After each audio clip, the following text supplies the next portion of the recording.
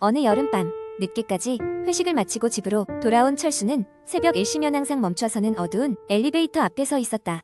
엘리베이터는 오래된 모델이라 갈수록 작고 칙칙한 소리가 나는 것이 불쾌했지만 15층이나 되는 높은 층에 살고 있는 철수로서는 계단을 이용할 수도 없었다. 딩 하는 소리와 함께 문이 열리자 철수는 안도의 한숨을 쉬며 엘리베이터에 올라탔다. 엘리베이터 안에는 특유의 곰팡내가 배어 있었고 조명은 제대로 작동하지 않아서 불빛이 가물가물했다. 철수는 지친 몸을 기대며 15층 버튼을 눌렀습니다. 엘리베이터는 천천히 문을 닫더니 삐걱거리며 올라가기 시작했다. 혼자서 가만히 서 있을 때 그 특유의 고요함이 깃듭니다. 그런데 엘리베이터가 7층에 도달했을 때 갑자기 멈추더니 문이 천천히 열렸다. 거기 서 있는 사람은 없었다. 철수는 이상하다고 생각했지만 아마 층간 오류겠거니 하고 넘기려 했다. 그런데 끽 하는 소리와 함께 엘리베이터 문이 다시 닫히질 않고 묶인 것처럼 조금씩 열렸다 닫혔다를 반복했다. 뭔가 이상하다. 철수는 불길한 예감이 들기 시작했다. 게다가 7층은 비어있는 층인데 문득 어두운 복도 끝에서 무언가가 느껴졌다. 처음에는 잘 보이지 않았지만 서서히 그것이 형태를 갖추어 가고 있었다. 한 발자국, 두 발자국, 철수는 숨을 삼켰다. 그 그림자는 확실히 사람의 모습이었다.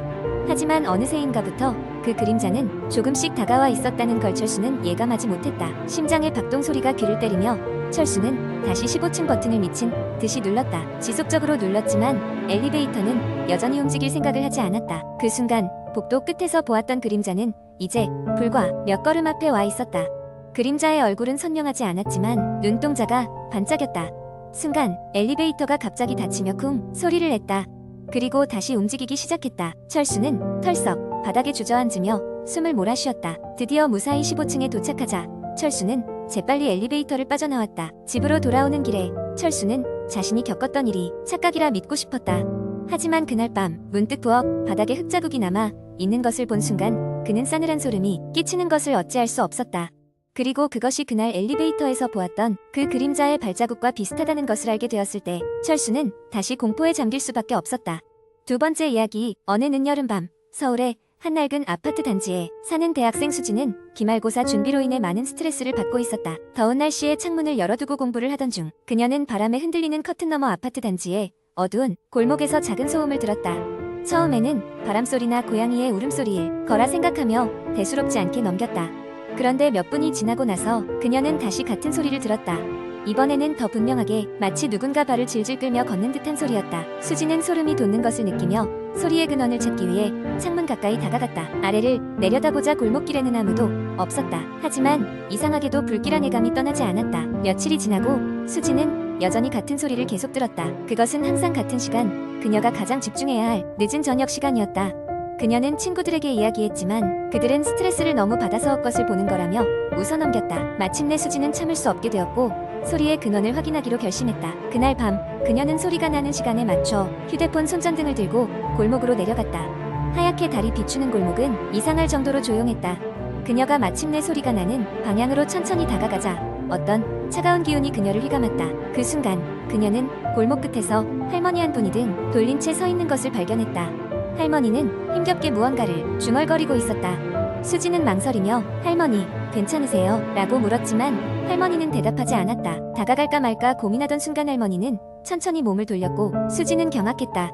할머니의 얼굴은 병적으로 창백했고 눈은 깊은 구멍처럼 어둠 속에 매몰되어 있었다. 수지는 도망치듯 아파트로 돌아와 문을 잠그고는 숨을 헐떡였다. 그 밤 이후로 그 소리를 들을 수는 없었지만 수진의 꿈속에서는 계속해서 그 할머니의 이미지가 떠올랐다. 어떤 날들은 꿈에서 깨어났을 때 그녀의 방 안 어딘가에서 고요한 속삭임을 듣기도 했다. 수지는 더 이상 혼자서는 그 상황을 견딜 수 없었고 근처에 계신 할머니께 이 이야기를 나누었다. 그러자 할머니는 오래전 그 아파트 단지에서 실제로 비극적인 사건이 있었음을 얘기해 주었다. 어떤 노인이 그 골목길에서 사고로 세상을 떠났지만 그 죽음은 여러 이상할 루머와 미스터리로 둘러싸여 있었다. 그날 이후로 수지는 그 골목길을 피하며 지냈고 아파트를 떠날 때까지도 할머니의 얼굴을 잊지 못했다. 그리고 그녀는 때때로 기분이 이상해질 때마다 마음속 깊이 산뜻한 바람이 지나가는 느낌을 받곤 했다. 끝내 그녀는 스스로에게 그 느낌이 고요한 인사를 건네는 것이라 위로하며 지낼 수밖에 없었다. 세 번째 이야기. 나는 서울의 작은 원룸에서 혼자 살고 있는 20대 대학생이다. 학교와 아르바이트로 바쁜 일상을 보내며 혼자 있는 시간은 나에게 소중한 힐링의 순간이었다. 그런데 어느 날부터 밤이 되면 이상한 일이 벌어지기 시작했다. 처음에는 그저 우연이라 생각했다. 심야 아르바이트를 마치고 집에 돌아오면 한두 번쯤 테이블에 올려둔 책이나 물건들이 다른 위치로 옮겨져 있었다. 다소 피곤한 상태였고 집안일에 신경 쓸 겨를이 없어 무심코 넘겼다. 하지만 이런 일이 반복되자 불안감이 엄습했다. 매번 문단속을 확인하고 나와도 이상한 일이 벌어졌다. 책장이 열려있거나 주방의 식기도구가 바닥에 떨어져 있거나 벽에 걸린 시계가 멈춰있기도 했다. 내가 상상 속이 무언가를 두려워하는 것인지 아니면 실제로 누군가가 내 집에 침입하는 것인지 알 수 없었다. 한편으론 나 스스로를 의심하기도 하면서 정신이 피폐해져 갔다. 결국 친구들에게 이 이야기를 털어놓았다. 그들은 대수롭지 않게 웃어넘겼고 그도 그럴 것이나 역시 그냥 웃어넘기고 싶었다. 그러던 어느 날 밤 난 생생한 꿈을 꿨다. 꿈속에서 나는 다시 내 원룸에 있었고 한 여자가 나를 보고 있었다. 그녀는 창백한 얼굴에 긴 머리를 늘어뜨린 채 무언가를 속삭이고 있었다. 난 너무 무서워 꿈속에서도 도망치고 싶었지만 몸이 마치 얼어붙은 것처럼 움직이지 않았다. 그리고 깨어났다. 땀에 젖은 상태로 혼란스러워하며 방안을 둘러봤다. 그날 이후로 꿈은 점점 더 생생해졌다. 여자는 매일 밤 내 꿈에 나왔고 결국 난 더 이상 이런 상황을 견딜 수 없었다. 그래서 모아둔 돈으로 CCTV를 설치하기로 결심했다. 내 방에 몰래 들어오는 무언가가 분명 있을 것이라고 생각했다. CCTV 설치 후 며칠이 지나 또 다시 혼자 있을 때 물건이 움직이는 소리가 들렸다. 심장이 미친 듯이 뛰기 시작했고 곧바로 핸드폰으로 CCTV 영상을 확인했다. 화면에는 아무것도 보이지 않았다. 혼란스러워하며 다른 날의 영상을 다 확인했지만 특이한 점은 찾을 수 없었다. 그러던 어느 날 친구들이 밤에 우리 집에 놀러왔다. 우리는 함께 영화를 보고 간단한 음식을 먹으며 수다를 떨었다. 그들은 새로 설치한 CCTV에 관심을 보였고 우린 함께 최근 영상을 다시 확인하기 시작했다.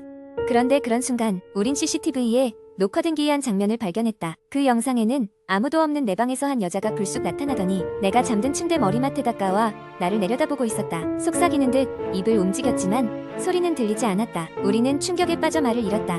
친구들은 이제서야 장난이 아님을 깨달았고 경찰에 연락해야 한다고 말했다. 하지만 그날 밤 난 이해할 수 없는 또 다른 생각이 들었다. CCTV 속 여자의 모습을 자세히 다시 보고 싶다는 것이었다. 친구들이 떠난 후 난 무심코 영상을 반복 재생하며 그걸 분석했다. 그러다 문득 알게 되었다.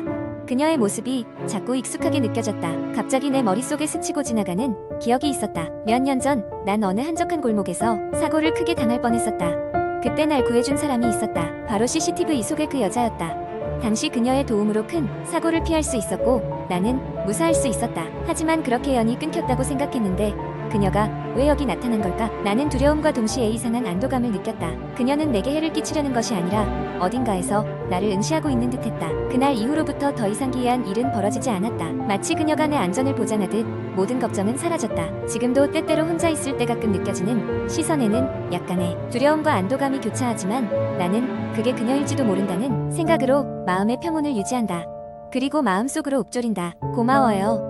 언젠가 다시 만날 수 있다면 그때는 정말 감사의 인사를 전하고 싶어요. 네 번째 이야기. 어느 가을 밤 나는 인터넷을 항해하며 평소 즐겨 찾는 커뮤니티 게시판을 둘러보고 있었다. 그곳에는 항상 흥미로운 이야기들이 넘쳐났고 특히나 공포 이야기를 좋아하는 나로서는 매일 밤 하나씩 찾아 읽는 것이 일상이었다. 하지만 그날 너무도 특이한 한 게시물이 내 눈을 사로잡았다. 제목은 새벽 3시에 절대 거울을 보지 마시오였다. 내용은 이렇다.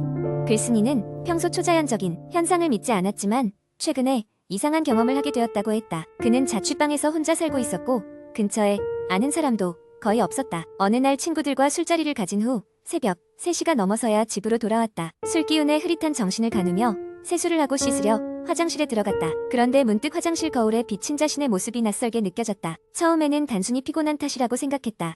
그러나 거울 속 자신의 얼굴에 뭔가 이상한 점을 발견했다. 그것은 분명히 자신의 얼굴임에도 불구하고 아주 살짝 다른 느낌이 드는 것이었다. 피곤해서 그런가 싶어 대수롭지 않게 여기고 그대로 잠자리에 들었다. 문제는 그 다음 날부터 시작되었다. 다음 날 아침 일어나서 거울을 보았을 때 그는 깜짝 놀라고 말았다. 거울 속 자신의 얼굴이었다. 그런데 이목구비가 아주 미세하게 바뀌어 있었다. 눈의 크기가 조금 작아졌고 입술의 모양도 평소와 달랐다. 처음에는 단순히 잠에서 덜 깬 상태라 그런 것이라고 애써 생각하며 하루를 시작했다. 하지만 시간이 지날수록 거울 속 모습이 미묘하게 변해가는 것이 더욱 확연히 느껴졌다. 하루, 이틀, 사흘이 지날수록 그 얼굴은 점차 처음과는 완전히 다른 사람처럼 변화하고 있었다. 그는 점점 공포에 휩싸이기 시작했다. 그는 웃을 때면 여전히 거울 속 모습이 자신과 다른 점을 지적했고 화를 낼 때는 그 다름이 더욱 명확해졌다. 그러던 어느 날 밤 결국 그는 혼자서 그 원인을 찾기로 했다. 인터넷을 뒤져보고 다양한 오컬트 관련 커뮤니티에 질문도 남겼다. 그러던 중 한 익명의 사용자가 그에게 메시지를 보냈다. 새벽 3시의 거울, 그건 너의 영혼을 반영합니다. 그 시간이 지나니 내 가장 깊은 어둠이 드러난 거야. 하지만 이 설명은 그의 불안을 가라앉히기보다는 오히려 더 증폭시켰다. 그는 그 말을 무시하려 했지만 매일매일 변해가는 얼굴을 보면서 점점 그 말의 진실성을 믿게 되었다. 어느 날 밤, 더 이상 참을 수 없게 된 그는 용기를 내어 다시 그 시간을 마주해보기로 결심했다. 새벽 3시가 되자 거울 앞에 섰고 그 순간 거울 속 모습이 자신에게 말을 걸기 시작했다. 드디어 날 마주하는구나. 내가 너의 진정한 모습이다. 너는 억누르고만 있을 뿐 날 인정하지 않는군. 내가 그 감정을 흡수하며 여기까지 왔다. 그 목소리는 그윽하면서도 섬뜩했다.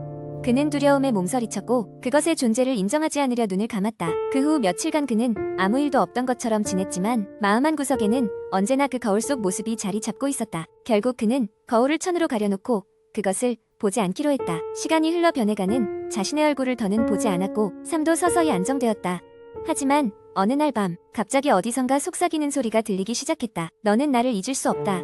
이곳에 계속 있을 것이다. 놀라 두리번거렸지만 아무것도 보이지 않았다. 그 후에도 계속해서 그 소리는 가끔씩 들려왔다. 그제야 그는 깨달았다. 그 거울 속 존재는 떠나지 않았으며 자신의 일부분으로 남아있다는 것을 아무리 피하려 해도 자신을 마주해야만 한다는 사실을. 그것이 그날 밤 새벽 3시에 그가 배운 교훈이었다. 이 글은 빠르게 커뮤니티에서 화제를 모았고 많은 사람들이 자신의 경험담을 공유하며 공포의 고리를 만들어갔다. 자신의 감정을 억누르지 말고 진실된 자신을 마주하라는 메시지는 많은 이들에게 깊은 울림을 주었다. 그러나 여전히 그 게시물 자체가 괴담이 되어 밤늦게까지 사람들의 마음속에 공포를 심어주었다.